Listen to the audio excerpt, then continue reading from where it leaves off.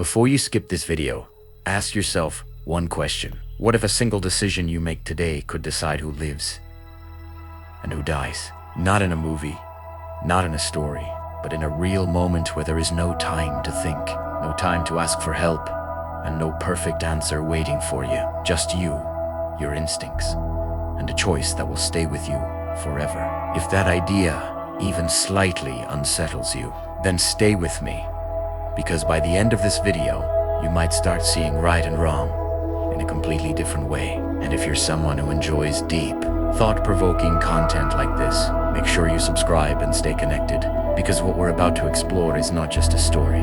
It's something that will challenge the way you think about your own life. You are in control of a trolley, moving at high speed, when suddenly you realize the brakes. Abe failed. Panic begins to rise. So you look ahead and see 5 people standing on the track, completely unaware of what's coming. You try to stop, but it's too late. Nothing works, and in a few seconds, Tay will die. But then you notice something. There is another track to your right, and on that track stands just one person. You suddenly realize you have control over the switch. If you do nothing, 5 people will die. But if you act, 1 person will die instead. So what would you do? Would you pull the lever and sacrifice 1 life to save 5? Or would you stand still and let events unfold? Most people say they would pull the lever, because saving more lives feels like the right thing to do. It feels logical, it feels justified, it feels like the obvious answer. But now, let's change the situation. This time, you are not the driver. You are standing on a bridge, looking down at the track. And once again, the trolley is rushing forward, and 5 people are in danger. You look around desperately for a solution, and then you notice a man standing next to you. A thought crosses your mind. If you push him, his body would fall onto the track and stop the trolley. He would die, but the 5 people would live. Now ask yourself again, would you do it? This time, most people hesitate. Most people say no.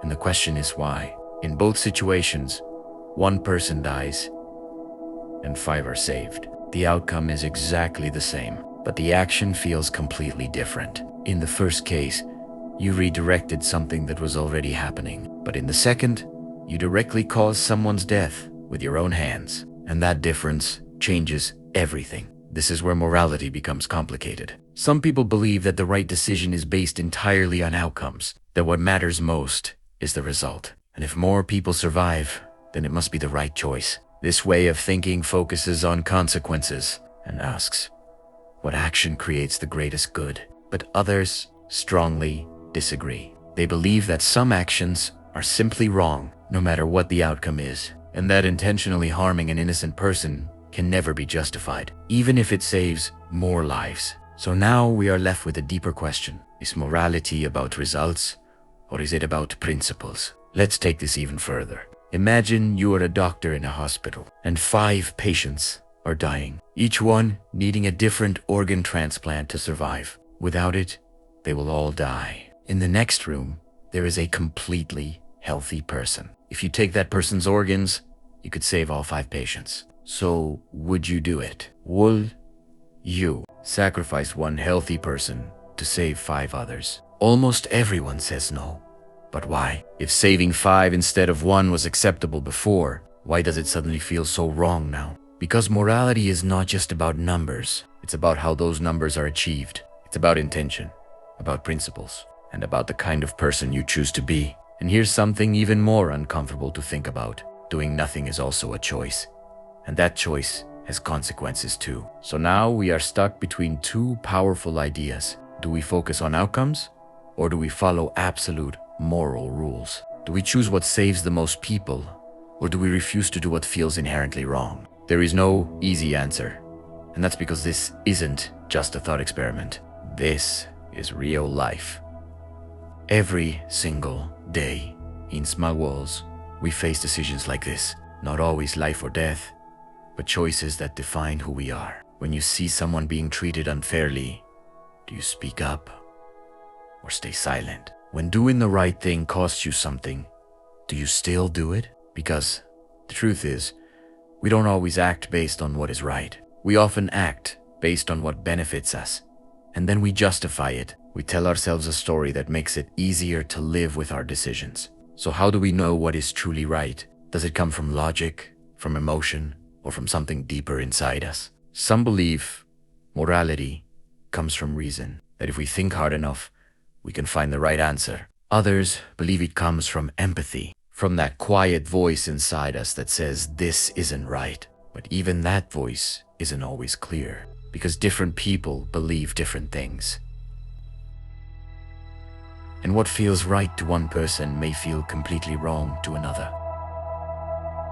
Now let's step out of imagination and into reality. Because situations like this have happened before. There have been times when people were stranded with no food, no water, and no hope of rescue. Days turned into weeks, and survival became the only thing that mattered.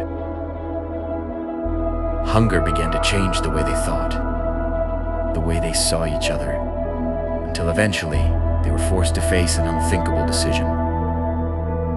If one life could save the others, should they do it? This wasn't an easy choice. It wasn't made lightly.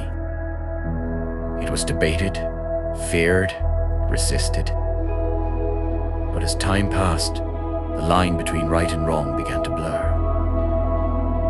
Because when survival is at stake, the human mind searches for justification. And when that line is crossed, something changes forever. Not just in what they did, but in who they became. And here's the hardest truth to accept. It's easy to judge from the outside. It's easy to say, I would never do that. But the reality is, we don't truly know who we are until we are tested, until we are pushed to our limits, until we are forced to choose between survival and morality. Because in those moments, fear, instinct, and logic collide. And the person you think you are may not be the person you become. That's why these questions matter.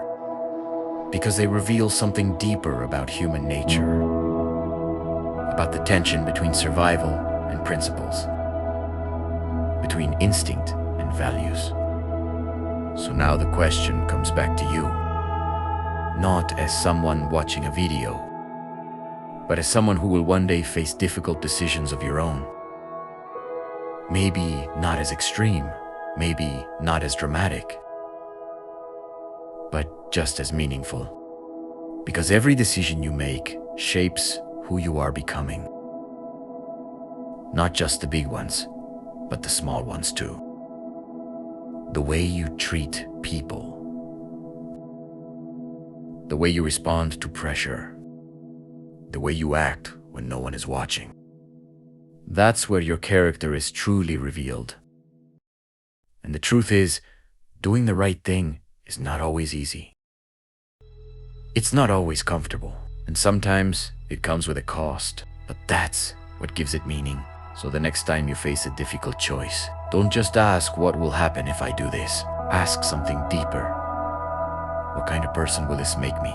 Because in the end, morality is not just about actions. It's about identity. It's about becoming someone you can respect. And now I leave you with one final question. When your moment comes, will you choose what is easy, or will you choose what is right? And if this made you think even a little differently, don't forget to subscribe. Because this is just the beginning of conversations that can truly change the way you see the world.